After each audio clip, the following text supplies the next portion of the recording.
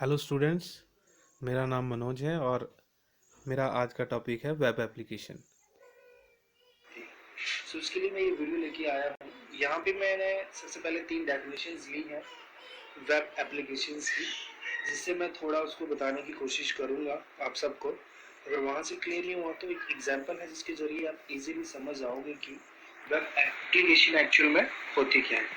ठीक है, सो सबसे पहले मैं फर्स्ट डेफिनेशन पे चलता हूँ। फर्स्ट डेफिनेशन है, a web application is a computer program that utilizes the web browser and web technology to perform the task over the internet. That means ये जो वेब एप्लीकेशन है एक टाइप का computer program है जो कि एक स्पेसिफिक टास्क परफॉर्म करने के लिए वेब ब्राउजर और वेब टेक्नोलॉजी का यूज करता है इंटरनेट के ऊपर। यानी वेब एप्लीकेशंस को एक्सेस करने के लिए हमें वेब ब्राउजर की जरूरत होती है और एक इंटरनेट की जरूरत होती है। इसकी सेकंड डेफिनेशन है, वेब एप्लीकेशन और वेब ऐप जिसको हम बोलते हैं क्लाइंट सर्वर सॉफ्टवेयर है, एप्लीकेशन है, और हम सिंपली इसको यूजर इंटरफेस भी बोल सकते हैं जो कि किसी ब्राउजर पे रन होता है। फॉर एग्जांपल फ्लिपकार्ट, अमेजोन या फेसबुक, आपने देखा होगा कि इनको एक्सेस करने के लिए सारी वेब एप्लीकेशंस हैं जिनको एक्सेस करने के लिए हमें ब्राउजर की जरूरत पड़ती है। और थर्ड डेफिनेशन पे चलते हैं, web application is an application program that stored on a remote server. यानी वेब एप्लीकेशंस एक ऐसी एप्लीकेशन होती है जो कि रिमोट किसी सर्वर पे स्टोर होती है और उसको एक्सेस करने के लिए हम अपने वेब ब्राउजर और इंटरनेट का यूज करते हैं। ओके, इसके लिए एक छोटा सा देखते हैं कि वेब ब्राउजर क्या होता है, सॉरी वेब एप्लीकेशंस क्या होती है। तो सबसे पहले मैं आपको स्टैंड अलोन एप्लीकेशन के बारे में बताना चाहता हूँ कि स्टैंड अलोन एप्लीकेशंस क्या होती हैं और ये कैसे वेब एप्लीकेशन से डिफरेंट है। बेसिकली स्टैंड अलोन एप्लीकेशन एक ऐसी एप्लीकेशन होती है जो कि सिर्फ एक सिस्टम के लिए बनाई गई होती है। फॉर एग्जांपल के लिए यहाँ तो मैंने लिखा है पेंट और डॉक्यूमेंट। यानी आप पेंट जिस भी पर्पज के लिए बनाया गया आप उसी पर्पज के लिए कंप्यूटर पे उसको यूज करते हैं। आपका कंप्यूटर है तो उस पेंट को या डॉक्यूमेंट या सपोज आप कैलकुलेटर ही यूज कर रहे हैं अपने कंप्यूटर के ऊपर, तो उसको सिर्फ आप यूज करोगे, दुनिया का कोई दूसरा बंदा जो है वो आपके कैलकुलेटर को यूज नहीं कर सकता, बशर्ते उसने टेलनेट जैसे टेलनेट प्रोटोकॉल का यूज करके भी टीम व्यूअर सॉफ्टवेयर है जिसके जरिए हम रिमोटली किसी दूसरे के कंप्यूटर को लॉग इन कर सकते हैं, यूज कर सकते हैं। बट अगर रिमोटली आपका कंप्यूटर किसी भी वे से एक्सेस नहीं हो पा रहा है तो आपके कैलकुलेटर को सिर्फ आप ही यूज करोगे, राइट। तो ये होती है स्टैंड अलोन एप्लीकेशन, यानी एक कंप्यूटर के लिए एक एप्लीकेशन सिर्फ एक ही कंप्यूटर के लिए। पर जब हम बात करते हैं वेब एप्लीकेशंस की, तो वेब एप्लीकेशन ऐसी एप्लीकेशंस होती हैं जिसको दुनिया के किसी भी कोने से कोई भी बंदा एक्सेस कर सकता है अपना वेब ब्राउजर यूज करके, अपना इंटरनेट कनेक्शन यूज करके। फॉर एग्जांपल ये कोई क्लाइंट है, क्लाइंट को हम ले सकते हैं एक वेब ब्राउजर, क्योंकि वेब ब्राउजर ही है जो क्लाइंट की तरह काम करता है।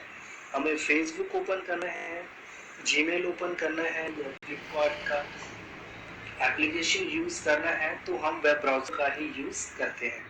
ठीक है, तो ये 4 अलग अलग यूजर हैं जो कि फ्लिपकार्ट को एक्सेस कर रहे हैं। फ्लिपकार्ट एक एग्जाम्पल है वेब एप्लीकेशंस का।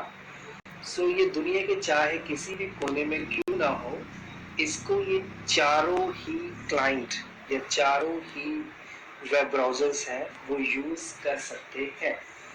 सो वेब एप्लीकेशन बेसिकली एक ऐसी एप्लीकेशन होती है जो किसी सर्वर पे रन होती है और दुनिया का कोई भी बंदा उसे एक्सेस कर सकता है using their internet connection and the web browser, right. तो थोड़ा हम और आगे चलते हैं कि वेब एप्लीकेशंस होता क्या है, इसके अंदर क्या क्या रहता है, कैसे ये काम करती है। तो इसके आगे मैंने लिखा है the web application use a combination of server side script and the client side script. यानी कि जो वेब एप्लीकेशंस है दो स्क्रिप्ट को यूज करती है, एक होती है सर्वर साइड स्क्रिप्ट और दूसरी होती है क्लाइंट साइड स्क्रिप्ट। थोड़ा सा आइडिया दे दूं मैं आपको कि जो सर्वर साइड स्क्रिप्ट होती है उसका काम होता है, आप सपोज कोई ऑनलाइन फॉर्म भर रहे हैं, किसी स्टूडेंट की डिटेल भर रहे हैं, तो उस डिटेल को कैसे डाटाबेस के अंदर स्टोर करना है, या कोई भी डिटेल जो ऑलरेडी स्टोर है और आप उसके बारे में इंफॉर्मेशन डाटाबेस से निकालनी है, तो उस सारी इंफॉर्मेशन को स्टोर करने के लिए या उसको रिट्रीव करने के लिए हम सर्वर साइड स्क्रिप्ट का यूज करते हैं। और क्लाइंट साइड स्क्रिप्ट ऐसी स्क्रिप्ट होती है जो कि डाटाबेस के अंदर जो इंफॉर्मेशन स्टोर होती है उसको शो करने के लिए यूज की जाती है। ठीक है, हम सर्वर साइड की जो स्क्रिप्टिंग लैंग्वेज है उसको नहीं देख सकते, जो क्लाइंट साइड की स्क्रिप्ट है उसको हम देख सकते हैं। क्लाइंट साइड की स्क्रिप्ट का एग्जांपल देखें तो HTML जावा स्क्रिप्ट हो सकता है। फॉर एग्जांपल जैसे चलिए थोड़ा सा मैं स्लाइड में दिखा देता हूँ आपको। The use of server side script to handle the storage and retrieval of the information, यानी सर्वर साइड जो स्क्रिप्ट है वो आपकी स्टोरेज को हैंडल करेगी, यानी डाटा को स्टोर भी करेगी और जो डाटा उसके अंदर स्टोर है उसको बाहर भी निकालेगी। और इसके एग्जांपल्स की बात करें हम तो ASP है और PHP है। और नेक्स्ट हम देते हैं client side script to present the information to the user, यानी यूजर को कोई भी इंफॉर्मेशन किस वे से प्रेजेंट करनी है वो सारा काम क्लाइंट साइड स्क्रिप्ट का होता है। जैसे ऑनलाइन फॉर्म में आपने देखा होगा कि टेक्स्ट है, लेबल है, फिर बटन है, एडिट, सबमिट, डिलीट एक्सेट्रा, वो सारा क्लाइंट साइड स्क्रिप्ट है। और आप देखना चाहते हो कि वो बटन किस तरह से आपको शो हो रहा है तो राइट क्लिक करके view as a source code करेंगे तो पूरा HTML कोड आपको दिख जाएगा। और इसके एग्जांपल्स की बात करें तो simply HTML and Java script है। ये छोटा सा एग्जांपल है यहाँ पे। सिंपली यहाँ पे क्या हो रहा है, ये क्लाइंट है आपका ब्राउजर जो रिक्वेस्ट कर रहा है इंटरनेट के जरिए वेब सर्वर को। जब वेब सर्वर के पास क्लाइंट से कोई भी रिक्वेस्ट आती है तो उसके पास एक स्टैटिक डाटा स्टोर होता है, उसके पास वो रिक्वेस्ट सेंड करता है। अगर उसके पास कोई स्टैटिक रिक्वेस्ट आई हो तो स्टैटिक रिक्वेस्ट का मतलब है यूजर को मतलब इस तरह की इंफॉर्मेशन चाहिए जिसमें कि किसी भी तरह की चेंजेस ना हो। फॉर एग्जांपल कोई इमेज होगी, PDF फाइल या और कोई रिटन डॉक्यूमेंट, ठीक है, तो जस्ट वेब सर्वर को रिक्वेस्ट करेगा और वेब सर्वर उस फाइल को या इमेज को स्टैटिक डाटा स्टोर से उठा के दिखाएगा क्लाइंट के लिए। अगर उसको डायनेमिकली कोई डाटा चाहिए तो वेब सर्वर उस रिक्वेस्ट को सेंड कर देता है एप्लीकेशन सर्वर पे। एप्लीकेशन सर्वर के पास रहता है एक वेब कंटेनर और दूसरी अदर सर्विसेज होती है, वहां से वो डायनेमिक रिस्पॉन्स जो है वो जनरेट करता है और उन डायनेमिक रिस्पॉन्स को वो वेब सर्वर को सेंड करता है और वेब सर्वर से जो भी फाइल या डायनेमिक रिस्पॉन्स है वो सीधा चला जाता है क्लाइंट के पास। ठीक है, सो वेब सर्वर का सिंपली काम होता है यूजर से या क्लाइंट से आई हुई रिक्वेस्ट को हैंडल करना, यानी वो डिसाइड करता है कि वेब सर्वर पे कोई रिक्वेस्ट आई है यूजर से तो वो एप्लीकेशन सर्वर को सेंड करनी है, डाटाबेस सर्वर को सेंड करनी है या फिर सिंपली स्टैटिक डाटा स्टोर को सेंड करनी है। ठीक है, सो आगे हम देखते हैं वर्किंग ऑफ वेब एप्लीकेशंस की। So, web applications are usually coded in browser-supported language such as HTML and JavaScript as they are rely on the browser to render the program executable. एक बात मैं यहाँ पे आपको बताना चाहता हूँ कि जितनी भी वेब एप्लीकेशंस है वो हमेशा HTML या JavaScript लैंग्वेज में ही बनाई जाती है, क्योंकि ये दो लैंग्वेज जो है वो काफी अच्छे से ब्राउजर को सपोर्ट करती है। और जो भी कोडिंग आपने HTML में की है, जैसे आपने कोई लेबल लगाया है, जैसे स्टूडेंट का सिंपली फॉर्म जनरेट करना हो, आपका रोल नंबर, नेम, क्लास और नीचे एडिट, सबमिट या डिलीट का बटन लगाना हो, तो वो सारे ऑप्शंस दिखाने के लिए आपको एक ब्राउजर की जरूरत पड़ती है। ठीक है, इसलिए जो भी वेब एप्लीकेशंस है वो ब्राउजर सपोर्टेड लैंग्वेज में ही लिखनी पड़ती है ताकि उस कोड को हम एग्जीक्यूट कर सके, उस प्रोग्राम को हम एग्जीक्यूट कर सके, जो भी आउटपुट हम दिखाना चाहते हैं वो सारा ब्राउजर पे शो होना चाहिए। ठीक है, अब ये जो एप्लीकेशंस है ये दो टाइप की हो सकती हैं, डायनेमिक भी और स्टैटिक। डायनेमिक में क्या होगा कि आपका रिस्पॉन्ड जो है, मतलब आपको डायनेमिक कंटेंट चाहिए। फॉर एग्जांपल, अगर आप कोई स्टूडेंट का रिजल्ट देखते हैं आपको किसी क्लास का ऑनलाइन, तो पहले आप फर्स्ट रोल नंबर डालोगे, फिर 7, फिर 9, फिर 25।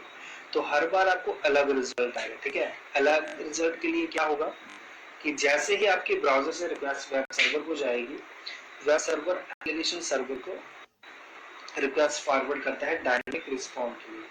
अगर सिंपली आपको जैसे कोई कॉलेज है, वहाँ पे इंफॉर्मेशन दी होती है कि हमारे कॉलेज में ये फैसिलिटीज हैं, ये कोर्स यहाँ पे दिखाई दे, वो सारा जो है स्टैटिक डाटा होता है, ठीक है। तो उस केस में web server simply static data store को रिक्वेस्ट सेंड करेगा और स्टैटिक कंटेंट को क्लाइंट एंड से, ठीक है। इसमें ज़्यादा कुछ सीखने की जरूरत नहीं। अब ये जो वेब एप्लीकेशन होती है, ये बेसिकली 3 चीजें की डिमांड करती है, एक वेब सर्वर की, एक एप्लीकेशन सर्वर और एक डाटाबेस की।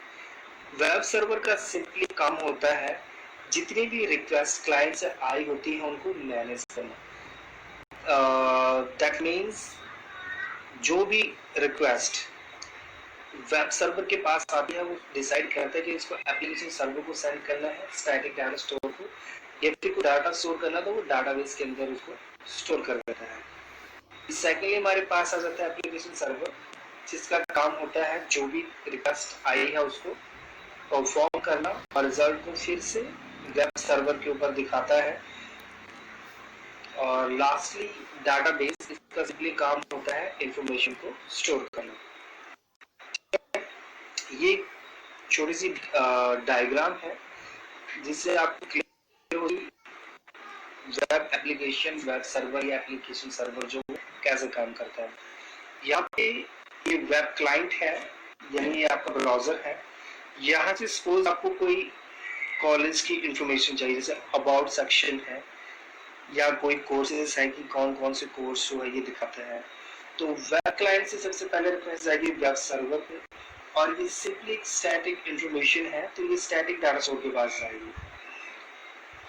ओके, अब सपोज वेब क्लाइंट क्वेरी करता है कि जैसे आपने देखा होगा कि फीस में भी रिलैक्सेशन दी जाती है, जैसे ओबीसी के लिए इतनी फीस, आईआरडीपी के लिए इतनी, जनरल कैटेगरी के लिए इतनी फीस है, ठीक है। सो ये यहाँ पे डायनेमिक कंटेंट का कुछ कॉन्सेप्ट आ जाता है। तो यहाँ वेब सर्वर से रिक्वेस्ट जारी एप्लीकेशन सर्वर पे, और एप्लीकेशन सर्वर अपने तरीके से उस कैलकुलेशन को परफॉर्म करेगा और फिर से फाउंड करेगा वेब सर्वर पे, और वेब सर्वर से वो रिजल्ट होगा आपके ब्राउजर पे, ठीक है। अब स्टेप बाय स्टेप देखते हैं कि वेब एप्लीकेशन कैसे काम करती है।